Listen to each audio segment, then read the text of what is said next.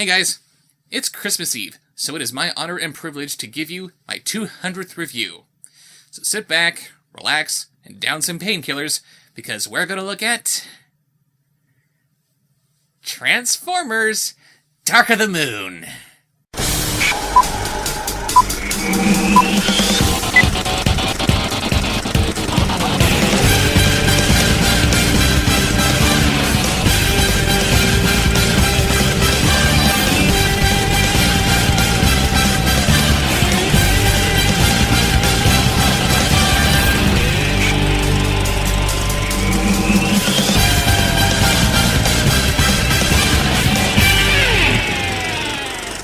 You know your movie's in trouble when you can't even make the title grammatically correct. Dark of the Moon. You don't want to say Dark Side of the Moon or Darkness of the Moon. Dark is not a noun. It's an adjective. Would you like to know why this movie is called Dark of the Moon? Because one of the plot devices is found on the dark side of the moon, and it's up to the Autobots to go and get it. That would be like calling the last movie Transformers: Yellow of the Desert. And unlike Transformers 2, this movie doesn't have a writer's strike to blame for its complete and utter failure. Our movie opens 50 years ago on the planet Cybertron, which is surrounded by a hexagonal structure that completely defies all design logistics you would expect from a species that looks like animated junkyards. And hey, look at that! 1 minute into the movie, and we see that the Transformers have spaceships. You know, those things that Bay couldn't imagine them having because why would they need ships where they can just become ships? And I get what they're going for with making the Decepticons all uniform in their metallic gray coloring, but these are the Autobots! Can't you at least try to help us see some kind of a difference between the good guys and the bad guys? Anyway, the Decepticons shoot this ship through a wormhole and it crashes into Earth's moon. Believe it or not, this is what motivates the US into its first manned lunar mission. I'm sorry, but that is bullcrap! The Soviets already landed on the moon with an unmanned probe before America did. If this is what accelerated America's efforts to get to the moon, there's no reason to think that the Soviets wouldn't be similarly motivated, and with their foot already in the door, they would have beaten us. Did this really need to be the primary motivation for getting us up there? Why not just have the moon mission as it really happened, then have these astronauts come across the Autobots by accident? They are explorers, aren't they? Why couldn't they just discover this alien spaceship instead of having the alien spaceship be the point of it all and completely destroying the sense of discovery? Transformers 3, taking one of mankind's greatest achievements and turning it into an alien conspiracy theory. For one priceless moment in the whole history of man, all the people on this earth are truly one. One in their pride in what you have done. It inspires us to redouble our efforts to bring peace and tranquility to Earth. But enough of that stirring sentiment. Here's a hot piece of ass wearing nothing but panties. Thanks, Bay! You may have noticed that Sam's hot piece of ass is not Megan Fox. She's not even some different actress playing Megan Fox's character. She's a completely new sex toy for Sam. Because Megan Fox compared Michael Bay to Hitler, he had to fire her, and instead of simply recasting her character, he just made up an entirely new character that Sam doesn't have any kind of connection or history with whatsoever. Remember how Sam was pining for Michaela ever since the first grade? Remember how he finally won her affections, and how all of the second movie was about him getting the balls to tell her how much he loves her? Yeah, forget that. She's just gone now without any explanation, and this is his new girlfriend. Just accept it. Michaela Baines, I've been in love with you since childhood. I never knew how to tell you, but I just can't keep it in anymore. You're my reason for waking up in the morning. You're my entire reason for being. I have to leave you for reasons I can't explain. Well, I guess it just wasn't meant to be. See ya. And we're introduced to this Carly character, who incidentally is not named after an iconic Generation 1 character, by having her give Sam a little present for good luck, and rather than simply ask her what makes this rabbit so lucky, he has to correct her about what part of the rabbit is usually considered lucky, because his first thought is that she's a moron. Granted, she won't do much to counter that idea, but that shouldn't be her boyfriend's impression of her. You know how demoralizing it is to save the world twice and still be groveling for a job? I'm sorry, but in the last movie, wasn't your entire deal that you wanted nothing but a normal life? I hate to break it to you, but this is what a normal life looks like. Deal with it! We then get a little flashback where we see Sam get a Medal of Honor for doing something that the government has to cover up. I have no idea how that works. And apparently Carly here worked for the British Embassy. I am so sure. It's not. Well, I couldn't even if I wanted to. It's in the wrong side. Box, right? But if I. You keep it in this. What a gorgeous box. Get it? It's a vagina joke! Laugh at it! It's inhumane what it is. Make us live in a box on a balcony right next to a beast. Oh goody! Michaela's gone, but her little cuckold Wheelie is still around to grace us with his Joe Pesci impersonation. Aren't we lucky? We're also lucky because while Skids and Mudflap aren't in this movie, we still have Tom Kenny and his not-twin brother playing this repulsive little robot named Brains. He sounds like Beavis from Beavis and Butthead, and he doesn't do anything intelligent in this movie, so of course his name is Brains. And Sam kept Michaela's dog? Come on, Bay, I didn't think you had this much of a boner for mastiffs. Before Sam can leave for his next job interview, he bumps into his parents who came out to visit him. Because these were the characters we wanted coming back. Check it out. Sam had to swipe Bumblebee's biatch decal and disco ball because he has no respect for his personal property. Friendship beyond words! In the years since our arrival, our new home, Earth, has seen much change.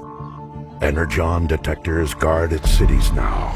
Tractor trailers previously thought stupid and impractical were thrown into the movie with no explanation. After they shoot some random Middle Eastern people for no adequately explored reason. Is Bay trying to make some kind of a social commentary here? They then go to investigate something going on at Chernobyl. Apparently this Autobot engine part was being used as an energy source or something, and that's what caused the infamous disaster. They get attacked by a gaggle of tentacles, which I'm not even sure is connected to anything, but it is controlled by Shockwave. Remember Shockwave? The guardian of Cybertron who was essentially Megatron's vice president? Yeah, give him a bunch of tentacles. Why not? I should also point out how there was a rumor before the movie's release that said that Shockwave was going to be voiced by David Warner, which would have been amazing since he was the original inspiration for Shockwave in the first place. I don't know why I got my hopes up for that. I mean, that would require Shockwave to actually talk, and we all know that the Decepticons can't speak beyond Then another Decepticon named Laserbeak shows up from out of nowhere, and he kills the guy who sent the Autobots here in the first place. Pleasure working with you. By the way, Laserbeak has more dialogue than Soundwave.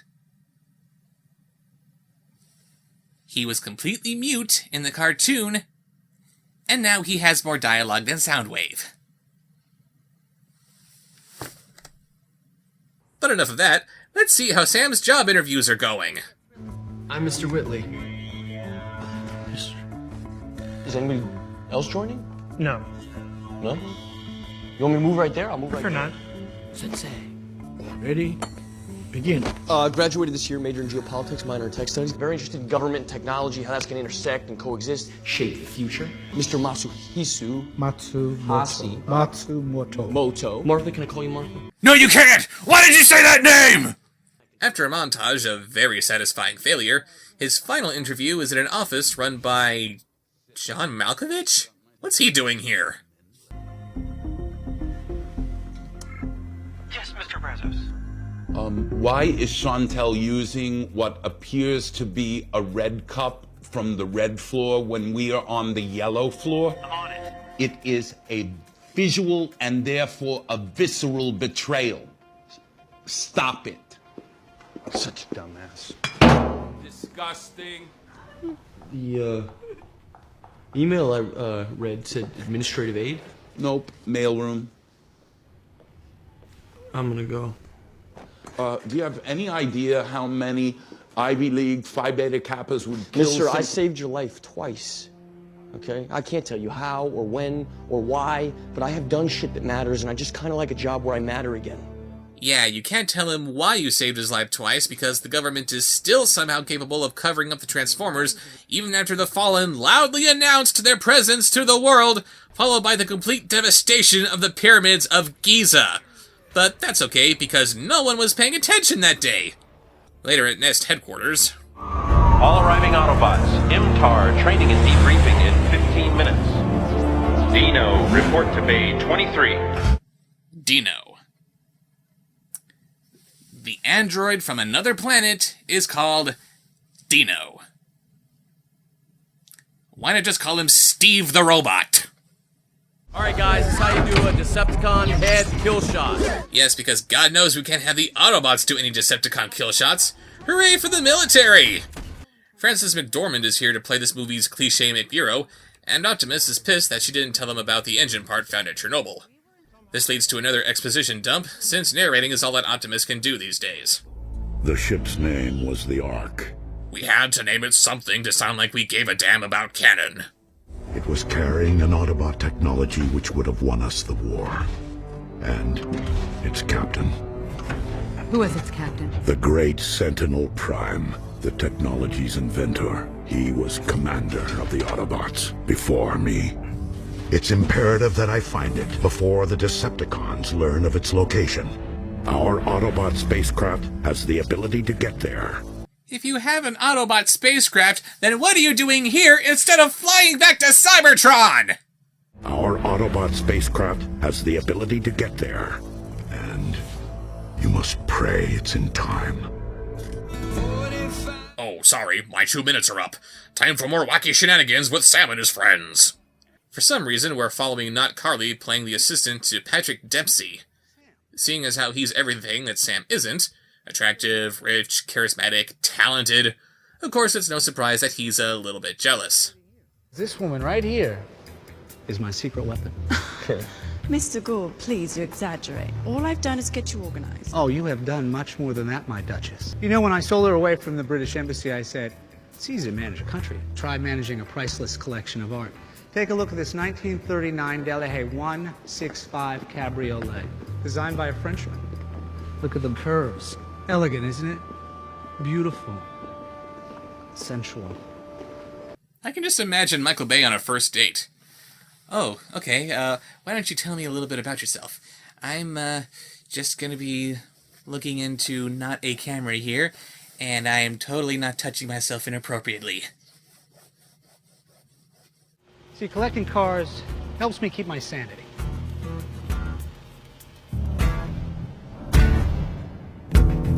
Wait a minute. Sam only met this girl at the end of the summer of 2009 when he gets his medal for saving the world. These movies are happening in real time as they're being released, which means that this movie is happening 2 years after the last one. Yeah, 2 years have gone by and Sam still can't drop the L-bomb. What a cowardly piece of shit. In all the time that these two have been together, how could she have possibly gone on all of these racing trips with Dr. McDreamy while leaving Sam completely in the dark about them? Blah blah blah, more on funny banter and slapstick. Time to jump to the moon where the Autobots are retrieving the unconscious body of their previous leader, Sentinel Prime. He locked himself away to guard the pillars. Sentinel, you're coming home, old friend.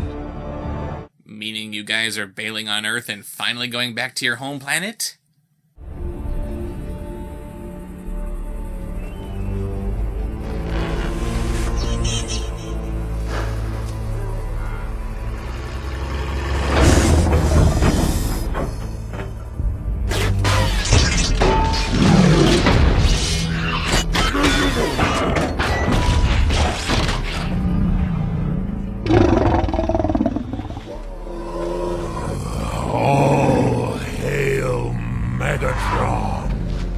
You know, with a little bit of tweaking, I can totally see this introduction working.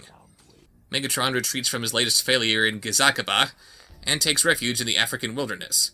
He isn't going to remain hidden for long with his Cybertronian tank jet mode, so he spots a passing tanker truck to transform into. This particular truck is outfitted with knives and makeshift armor, as it's being driven by a group of insurgents trying to overthrow their government. Megatron is reminded of his younger days when he started the war with similar lofty goals to which to aspire, and he knows that these Earth germs ride to their own destruction. Incapable of tending to his wounds, all he can do is hide from the elements and his failure under the tarp that came with the truck. He is literally and figuratively a broken man. Lost, alone, no resources, no army, no subordinates. There's nothing left for him but this land of savagery in which he finds himself. If he is to rule over this new kingdom, he will address his subjects in the language of its native kings. All hail Megatron! But no time for that. Time to laugh at this little chicken Brussels sprout thing and Megatron picking robotic gnats out of his head. Pathos? What's that? Don't be greedy, my fragile ones. Now he keeps Cybertronian pigeons? And why is Megatron swatting these little robotic symbiotes? He treats them like they're maggots feasting on his open wound, but where did they come from? These are creatures that he had to have imported from Cybertron, which would make sense if he regarded them like cleaner animals. Why would he have these things delivered to him just so he could be annoyed by them? Oh, my poor master. How it pains me to see you so wounded, so weak. Spare me, you gaseous sycophant. You know what you are told, which is nothing. Isn't that your fault? Soundwave reporting, Lord Megatron. Hooray! They took Soundwave and stripped him of his satellite mode, which actually had something to do with his character as a reconnaissance officer, and just made him a car. Just like everyone else in this fucking movie! Autobots have taken the bait. They've discovered the Ark and returned with its cargo. Your human collaborators have served their purpose, Soundwave. It's time to eliminate loose ends. Laserbeak, kill them all. So Laserbeak goes off to kill all their human operatives, and them being in retroactive cahoots with the humans long before their arrival in 2007 makes so much sense, and apparently Laserbeak can conjure up any robot mode that he wants. Just like with Frenzy being able to survive decapitation, I have to ask, why are these smaller robots equipped with more sophisticated technology than everyone else? Why didn't Megatron end this war centuries ago by just turning himself into Optimus Prime and saying, "My fellow Autobots, I hereby surrender to the almighty and ruggedly handsome Megatron." Yeah. You jump back to Sam, who is now working in John Malkovich's mailroom. What is this Hoochie Mom outfit? Es mi chaqueta, es lo que me voy a poner. No, this is the aerospace ¿Cómo division. que Okay, no? we Me do lo not voy a allow poner that here. esto. New guy, you see that? That's a Latin meltdown, okay? No, this is what we call racist and misogynistic. Not only is Latin Meltdown offensive on its own merits, but Michael Bay takes bikini model Lady Mazzo, and I apologize if I said that incorrectly, and berates her for wearing an outfit that he put her in a movie that opens on another model with nothing to show us but a nice ass. I don't know what you're trying to do here, Bay, but you can't slut-shame and try to peddle TNA to your adolescent audience at the same time. Not Carly meets with Sam for lunch, but he has to take a minute to berate her for being more financially successful than him. You drove this year? It's a $200,000 car. I know. You know how long it would take me to afford a car like this? Long time? Yeah, like 53 years. Sam, are you trying to create new ways for the audience to hate you? You're banging an underwear model who you know is not dating you for your money, and all you can do is bitch and moan about it? The phrase first world problems is facepalming at everything coming out of your noise hole. And then she leaves a red cup full of red vines out purely for the sake of antagonizing Sam's boss, who is obsessed with the color yellow. Because when your boyfriend is irked by how he's not making as much money as you, the logical thing to do is get his ass fired so he'll be making even less money than he was before. Then Ken Jeong corners Sam in the bathroom, and what's his character's name?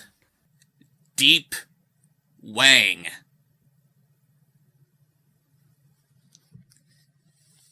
Deep Wang!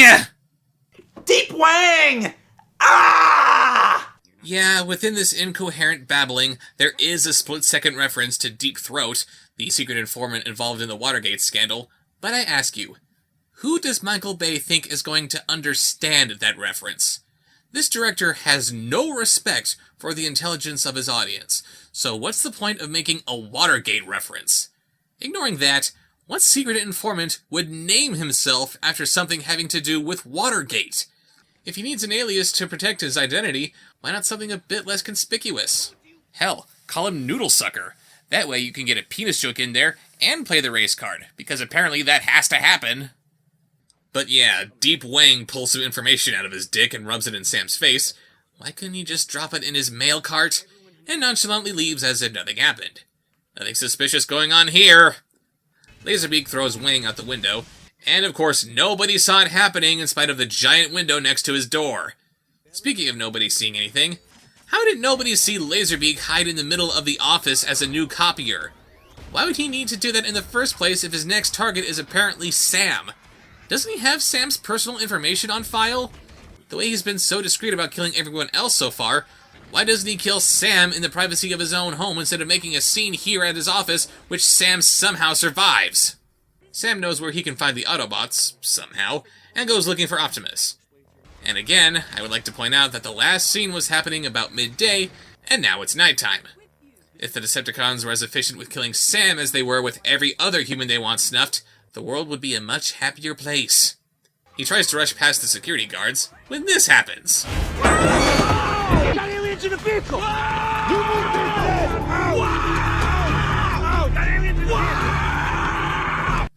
I'm tempted to scream like that every time I see something in this movie that pisses me off, but that would make for an incredibly repetitive review. Only now do they detect the presence of Wheelie and Brains for some reason, and Sam decides to scream for Bumblebee while assaulting one of the guards. And this does not get him killed somehow. Why didn't he show the Autobots to the guards as soon as he got there? Seemed to work fine for Will Smith. Maybe I'll just leave this here with you. This how you treat Autobots? We're on the same team. Yeah, enjoy your next job at 7-Eleven, dickhead. That's right. Hey-ho. How do you elevate your toy movie into something more than just a feature-length commercial? By making the toys say swear words! We're a mature movie! How's your car now?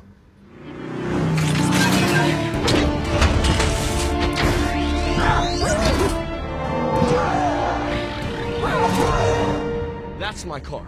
No, he isn't! That's supposed to be your friend, not your property!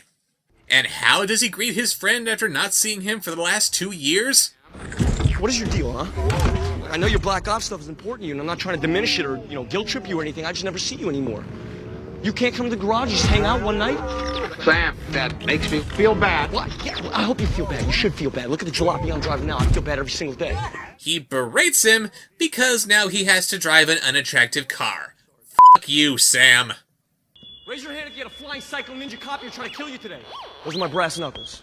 That's my anklet. Do I have to take that off too? And my toe rings? You're in a secret facility housing giant alien robots!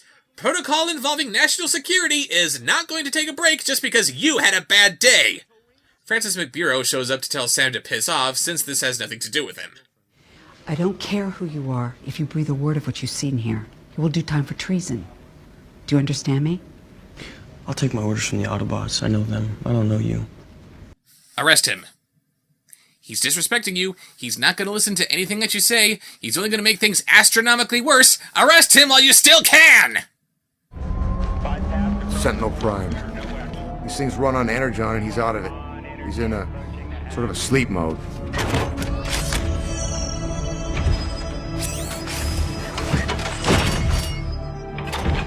It's the great matrix of leadership. He holds the only thing in the universe that can repower a Transformer spark. Except for Energon, which you just said is what these Transformers run on. I don't remember the Matrix bringing Megatron back from the dead. So they revive Sentinel Prime, who is voiced by Leonard Nimoy. Sentinel tells them how he created space bridge technology, and that if the Decepticons get their hands on it, it'll be the end of their world. Maybe he should have thought of that before the Decepticons invented space bridge technology themselves and slapped it into jet fire. No one gets to work with the Autobots unless I approve it. You're breaking my chain of command. Come on, let's go. You've done what you came for. With all due respect, young man, I appreciate what you did. But you're not a soldier. You're a messenger. You've always been a messenger. They send Bumblebee home with Sam to give him some protection. Why not just keep him there where they can keep an eye on him? And it just so happens that Sam has a freight elevator and ceilings high enough to allow Bumblebee to be inside the apartment with him.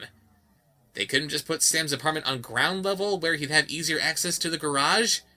And try as you may, movie, Sam caressing Bumblebee's scuba face isn't enough to make us think that they're friends. Yeah, I hope you feel bad. You should feel bad. Look at the jalopy I'm driving now. I feel bad every single day. That woman just called me a messenger. You believe that?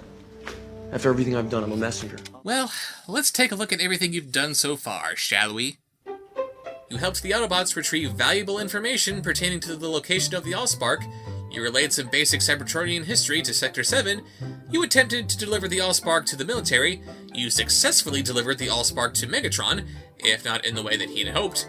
You actively avoided any and all field action with the Autobots in the second movie and had to be dragged into it against your will. You gave vital information to the location of the Matrix to Jetfire. You delivered the Matrix to Optimus Prime, ignoring all kinds of snow, rain, heat, and gloom of night. You're currently working as a mail carrier, and the last thing you did today was tell Nest some vague conspiracy theory about the dark side of the moon. So, yeah. You're a messenger. Suck it up. We should do something about it. B, I need to know why they're killing humans. I say we call in the expert. And who is this expert? Agent Simmons, of course. Because why would you have Bumblebee make the call to his fellow Autobots to relay every scrap of information they can get their hands on, when you have an insane alien conspiracy theorist who ultimately knows nothing about the Transformers? I called you because the Decepticons are back and I want to know why and I need your help. They're back? Well, that's good for business. What if I told you I know a 50-year-old alien secret that nobody ever told you? Why would you assume that he doesn't know that secret already? You call him because apparently he has all the answers, and you open by implying that he doesn't have all the answers? Then, for no reason, we get this scene where Optimus and Sentinel drive out to the middle of nowhere, and Optimus tries to give him back the Matrix. You were our leader, Sentinel. It is your right to lead us again. In a world I do not know, I am no longer your teacher, Optimus. You are mine. If he doesn't want to be the leader because he doesn't know anything about this planet, then he should by all means take the Matrix. If these writers knew anything about the Matrix, they would know that it collects information from one prime and passes it down to the next. Whatever Optimus has learned about Earth in the last 4 years, Sentinel would immediately learn it himself once the Matrix is back within him. He's rejecting the Matrix for the very reason he shouldn't reject it. Back with Sam Simmons and his assistant, Alan Tudyk, they're trying to dig deeper into what's been going on, when Malkovich shows up again for one last-ditch cameo since he's suddenly realized how useless he is as a character.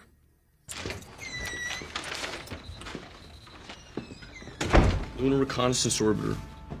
Says NASA launched in 2009. Say forensics show Wang may mess with the code preventing it from mapping the far side of the moon, which is also the dark side. Fucking awesome. They infiltrate us, intimidate us, coerce us to do their dirty work, and once they're done, doosh, a double tap to the cerebellum. It's the humans working for the Decepticons. Come to daddy.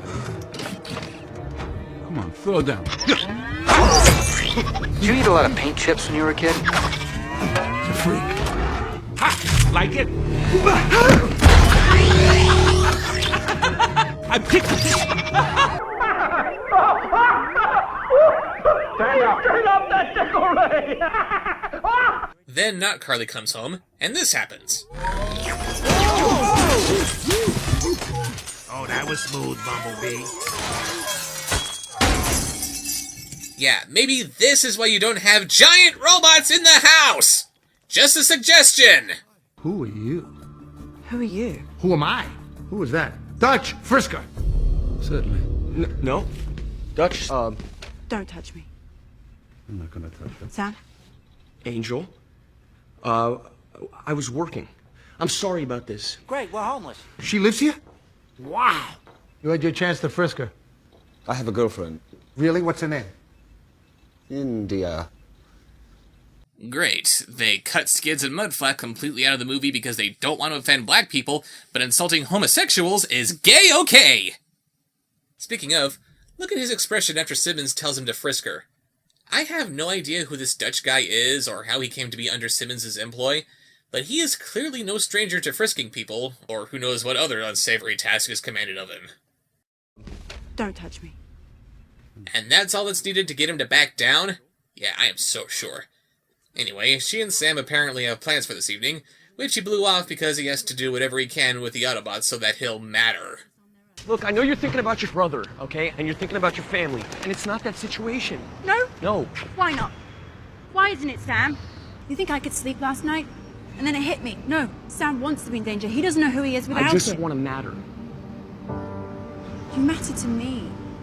I know you're worried. But I promise you I can handle this. If by this you mean being a monumental prick to your girlfriend who's head over heels in love with you, yeah, I'm pretty sure you can handle this. Sam, I don't want to lose you, and I know where this leads. I'm not ready for this. Are you coming with me? I can't. I can't come with you, or else how will I matter? The entire world will fall apart if I don't feel important! They track down a couple of retired cosmonauts to find out what they know about this, and after looking at some Soviet lunar photos, they theorize that the Decepticons have stolen most of the pillars from the space bridge, and they still need Sentinel to make it work. And why didn't they just grab him when they grabbed all the pillars? He wasn't even dead, he was just in stasis. Just turn him back on! The Decepticons are somehow aware of Sam finding out their little secret, and a big car chase ensues. Some eagle-eyed Michael Bay fans were keen to point out that a couple of shots were taken directly from his 2005 film, The Island. I am amazed by how flawlessly this footage was integrated into this movie. I mean, for him to be mindful of such detail so that he could shoot the rest of the scene to match these couple of shots, but completely disregard so much of what's happened in the last two Transformers movies so that this movie is a complete betrayal of what's come before it? How do you do that? It's like Sherlock Holmes having all of his incredible deductive powers, but he still can't remember what he had for breakfast this morning. How does that work? So yeah, then we get a fight scene with the Autobots, who incidentally don't care about how many civilians are killed in their incredibly nonchalant wake. But then... What you must realize, my Autobot brothers, is we were never going to win the war. For the sake of our planet's survival, a deal had to be made. With Megatron.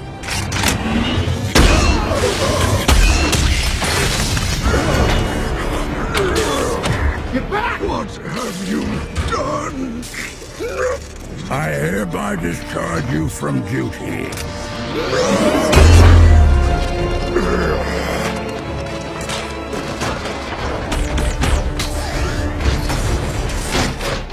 Hey, what do you know? The Transformer with the voice of Leonard Nimoy was actually the bad guy all along. Who saw that one coming? This is bad comedy. Sentinel breaks into Nest headquarters and takes the pillars. I'm pretty sure he could have done that a lot more easily if he wasn't so busy twirling his mustache.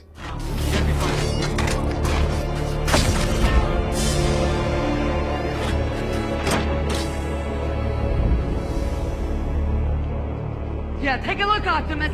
This is all on you. Yeah, where was he this whole time anyway? And what do we cut to next after Sentinel Prime has betrayed his Autobot brethren with a weapon that could destroy the entire world? More wacky antics with Sam's parents, of course! Yippee! Mom, Dad, have you guys seen Carly come home yet? Why wouldn't she be at home? We had a fight and we might have broken up or be on a break. I don't really know. What? Look, I can't talk about it right now. I can't go into the details, Mom. I have to find her. Me. You break up with one world-class hottie. No, stop, Yeah. okay? She dumped me, I moved on to something better. That's it. I'm a happier second person. beautiful Why girl, don't you you help me? loser. They What do had you an expect? argument. You're a good-looking One fight. kid, but you're not going to get a third one. I mean, unless you have like a big... What the Maybe something else. Maybe you Mom. And there we have it, ladies and gentlemen. The final piece of the puzzle that tells us that Mrs. Witwicky is sexually attracted to her own son. Let's look at the evidence. In the first movie, when the power goes out and Sam is still trying to hide the Autobots from his parents, the first thought that comes into her mind is that he was masturbating. Were you masturbating? She could have thought that maybe he was drinking, or she could have remembered that her son has just always been very awkward like this his entire life, but no. Her mind immediately jumps to the idea of Sam priming his Optimus. In the second movie, she's crying about Sam going off to college like a wife cries about her husband going off to war. Granted, most mothers have little moments like this when their chicks leave the nest, but it's never this bad. She's hanging on to him like a lover, not a mom. And now she attributes Sam's success with the ladies not to his wit or his charming personality, but with her own personal theory that her son has been blessed with a large penis. In some other universe, Michael Bay won the Cannes Film Festival with this movie by making it focus on the forbidden love between this mother and son. Anything you want to come clean about, Mr. Bay? Do you love this girl? She's the one. Oh, of course she's the one. This girl you have no history with, no chemistry with, you have zero desire to make her happy or do anything with her aside from sharing a bed. Yeah, she is so the one. Go f*** yourself, movie. Sentinel meets with Megatron at the Lincoln Memorial, where Michael Bay once again shows how stupid the cartoon is by paying direct homage to it! And he teleports a bunch of Decepticons who are hiding on the moon down to Earth. Okay. Why didn't these Decepticons start invading Earth when they got here in the 60s? Military technology back then was not what it is today. If invading the Earth was always on the table long before the search for the Allspark in 2007, why didn't they just come directly to Earth and start taking it over right then and there?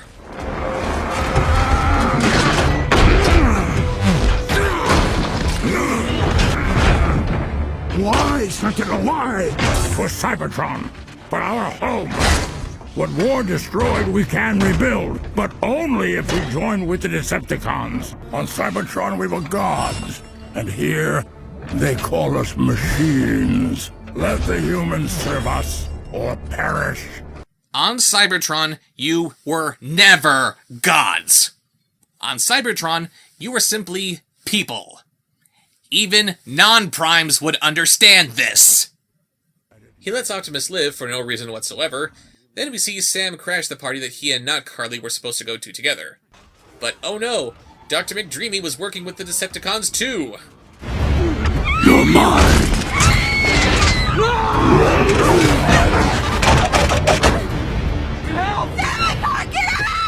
You really think you're the first man ever asked to join the noble alien cause? Who are you? You know why we've not been back to the moon since 1972? Because these two, they came to my dad and they told him to do some creative accounting. They get way too expensive to ever go back, so he and others shut down the American and Russian space programs, and they've been our clients ever since.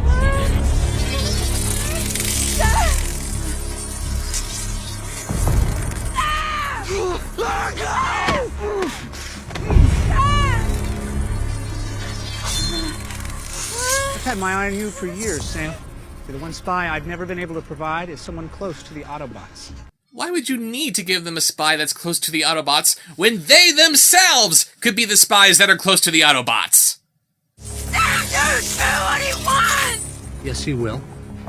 They all do. Here's a free tip for writers and directors out there. If you have a character who's working with one of the bad guys because he's afraid of them, like Dempsey is in this movie, don't make them smug about it. Help! Get out! Someone get out! Good night. Good night, Mr. Lee. Get out! He's young. He will learn. Get me out! Good night. It's a fun night. He gives Sam this Decepticon watch to get information about the Autobots' next move, which should be completely inconsequential considering how the Autobots are outgunned, outnumbered by hundreds, and have absolutely nothing at their disposal. And the threat of not Carly being mutilated if Sam doesn't do what they say is undercut by him doing this crap. Because this is how you keep the dramatic tension going, right? By acting like a jackass and making a scene when you're supposed to be subtle! You can't have it both ways, Bay! Sentinel demands that the Autobots be exiled. The Autobots comply, but oh no again, the Decepticons blew up the Autobots' ship. Are any of you buying this? No, seriously. Is anybody out there actually believing that the Autobots are dead? Really? By the way, I don't think Starscream has ever killed a single Autobot in any of these movies, but now he takes out an entire Autobot shuttle? I call bullshit. McDreamy takes Not Carly to Chicago because Washington, D.C. was getting sick of Bay's presence there. Then we get this bit of insight. They said they were here for our resources, to rebuild their planet. Yes, but really one resource in particular. One unique to our planet. Us. You're very smart. You see, they can't rebuild without a slave labor force. How many rocks up there in the universe offer 6 billion workers? We can't transport people. They're not shipping people. They're shipping their planet here. They're spreading hundreds of pillars around the globe right now. In just a few hours, they're going to launch them into orbit and bring Cybertron into our atmosphere. You heard right. The Decepticons want to teleport Cybertron into Earth's orbit so they could enslave all of humanity in order to rebuild it.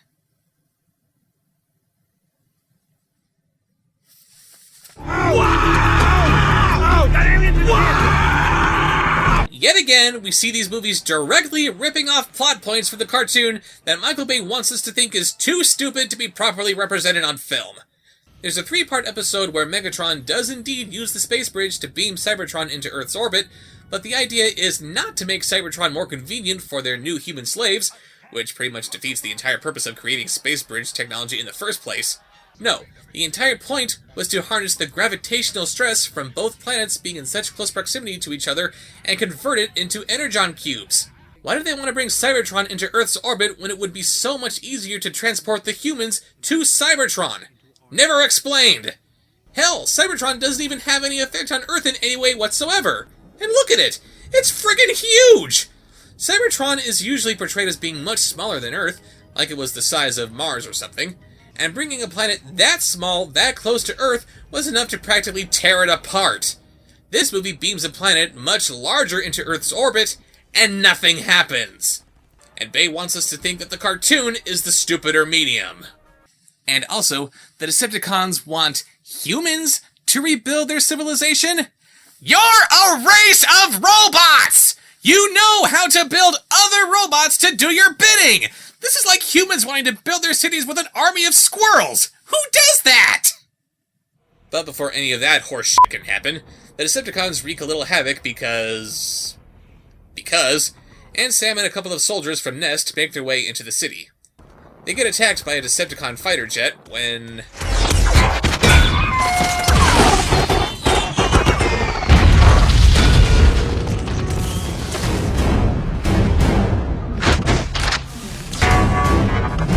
We will kill them all.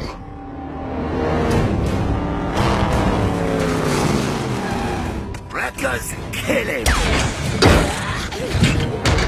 This is going to hurt a lot!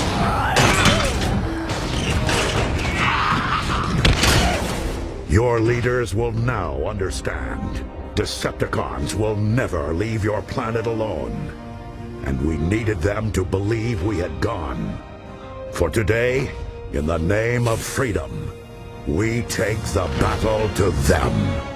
Wow, Optimus, that was very nice, thank you. I do have one question, however. Was it absolutely necessary for you to wait until after the Decepticons had rained all kinds of death and destruction on the world?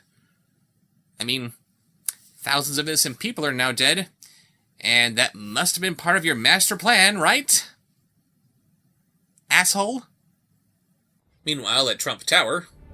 The city is secure. The humans cannot stop us. As the afternoon falls, the rest of the pillars will reach their launch position.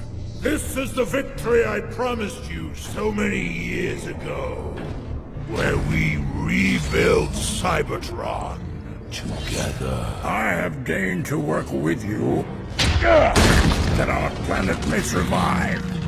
I will never work for you. And you would be wise to remember the difference. So, Sentinel makes a deal with Megatron.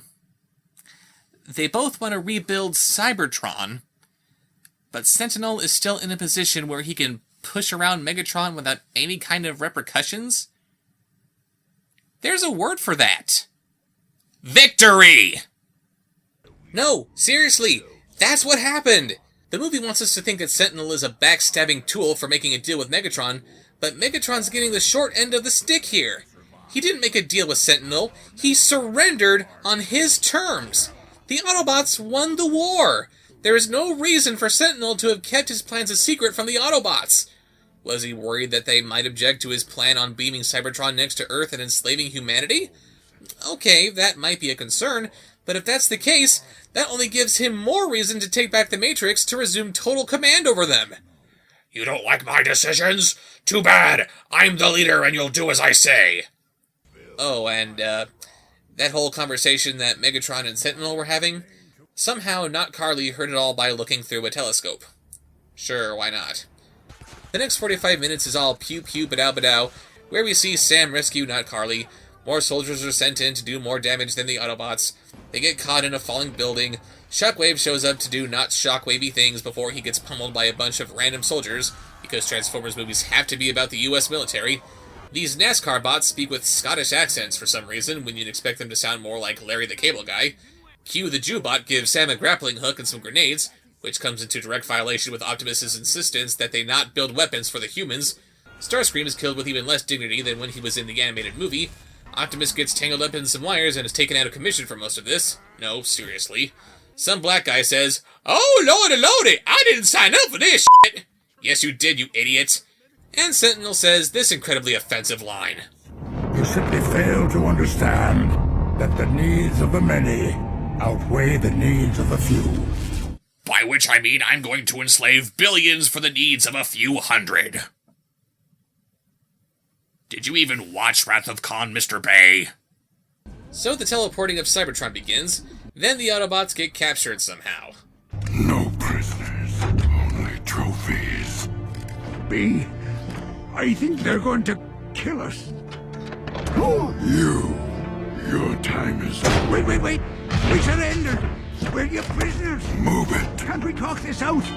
We're all a bunch of good chaps. I mean, you know. Why did you...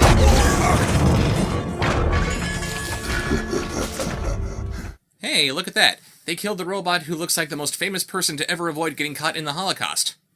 So, Bay kicks Megan Fox off the set because he doesn't like being compared to Adolf Hitler, and now he is picking up where he left off and killing anyone who evaded Hitler's clutches. Nice. Then Bumblebee fights his way free, demonstrating how implausible this whole thing was, and how completely pointless Q's death was. Optimus shows up and kills everything in his path. I guess the Decepticons should have wrapped themselves up with cables. That'd stop him. He and Sentinel start duking it out. Then Aunt Carly comes across Megatron. Oh, have you come to surrender? Was it all worth it? Obviously. All your work to bring Sentinel back, and now clearly he has all the power. It's actually almost tragic. You dare lecture me, slave? Your Decepticons finally conquering this planet, and yet their leader won't be you. It will be me. It will always be me. In any minute now, you'll be nothing but Sentinel's bitch.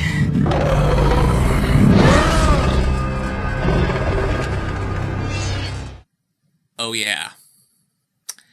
Megatron finally decides that there is no command but his, and it's all happening because this little nothing insulted his manhood. I want this movie to die slowly and painfully. Just as it looks like Sentinel is going to have himself a quickening. There'll only be one! Megatron comes in and saves Optimus for himself. Meanwhile, Sam fights off McDreamy, Bumblebee destroys the Master Pillar, and as such, all of Cybertron implodes in on itself. Now Cybertron really is beyond saving. Nice move, dumbass. No. We need a truce. All I want is to be back in charge. Besides, who would you be without me, Prime? He's already killed you once before, and he tries to kill you again every time that you two meet. That is a stupid question. Who would you be without me, Prime? You're not the Joker! And neither are you! So he kills Megatron with the least amount of effort he's ever shown, while one of his arms is missing, no less. And now it's time for him to mercilessly kill off Sentinel. Optimus, all I ever wanted was the survival of our race. You must see why I had to betray you. You didn't betray me. You betrayed yourself. He didn't betray anyone! He was just trying to rebuild Cybertron by screwing over all of humanity, which apparently all of the Transformers are perfectly okay with. And don't you dare tell me that you're above that, Mr. I'm going to remain hidden so the Decepticons can kill a whole bunch of people so I can prove a point.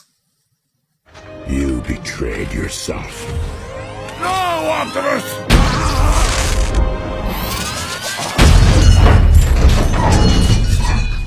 So the Decepticons are all dead. Sam and Carly declare their love for each other. I am so happy for them. Bumblebee mutilates himself for a cheap wedding ring joke. Ooh, rings.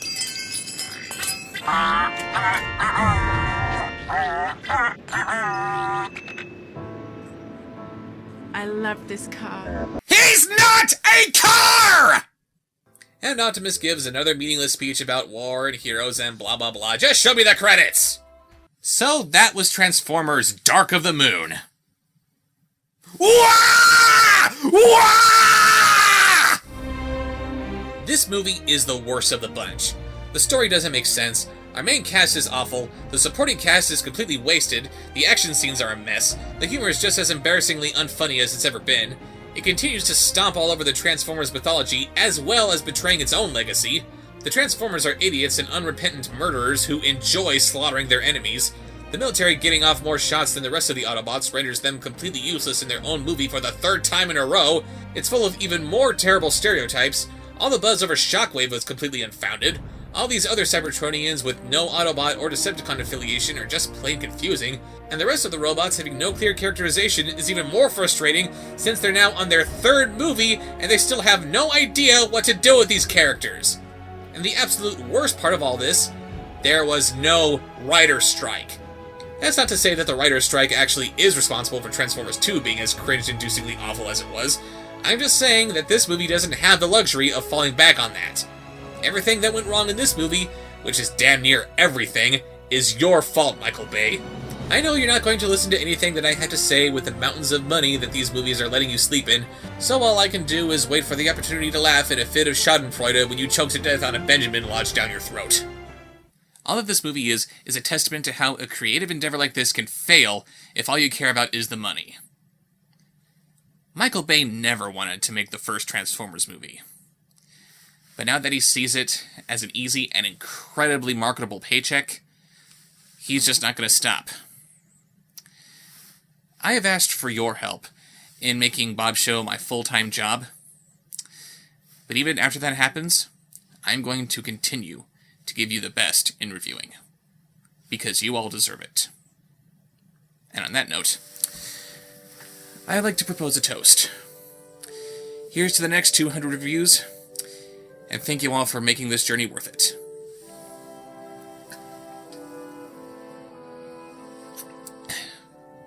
Merry Christmas, Happy Holidays, and a Happy New Year.